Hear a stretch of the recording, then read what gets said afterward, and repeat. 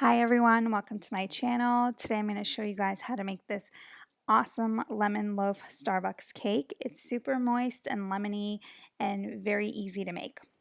First thing we're going to do is preheat our oven at 350, and then we're going to take a loaf pan. You want to line the bottom with wax paper. This is 5 by 9, the size of the loaf pan, and these are all the dry ingredients. You're going to need flour, instant lemon pudding, and baking soda, baking powder, and salt.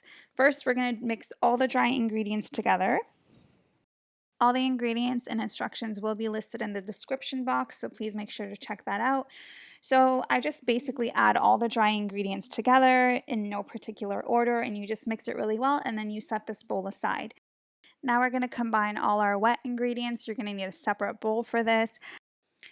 Again, I don't add any of these wet ingredients in any particular order. I just kind of start throwing it into the bowl.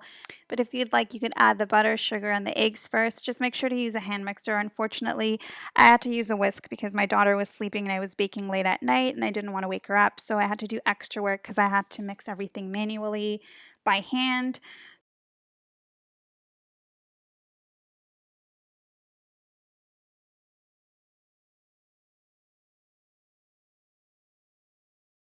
The easiest way to do this would be to throw all the wet ingredients into the bowl and use a hand mixer, like I said.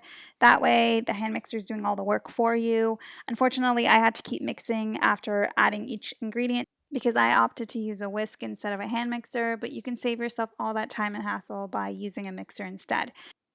Now we're going to combine the wet ingredients and the dry ingredients together. And again, you want to make sure that you incorporate all the ingredients together. Our mixture is ready, and we're going to get ready to put it in our loaf pan and put it in the oven for about 60 minutes or a little longer. Just make sure to keep checking. Once I put the cake mixture into the loaf pan, I like to kind of shake the pan a little bit just so everything is smooth.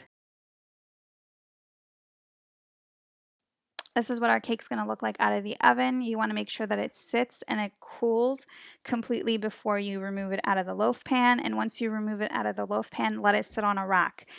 This way, when you add the frosting on top of the cake, it's not going to melt the frosting.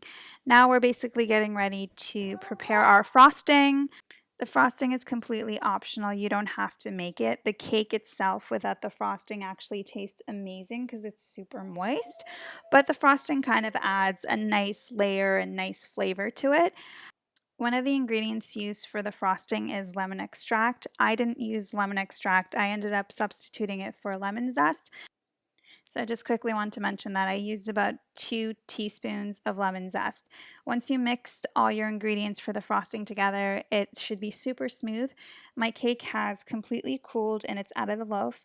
Now I'm basically going to get ready to frost it, and once you frost it, you just put it in the fridge. That way the frosting will set, and that's when you cut your cake. I hope you guys enjoy this video. Please make sure to subscribe, like, and comment, and also share, and I'll see you guys very soon in my next video. Bye.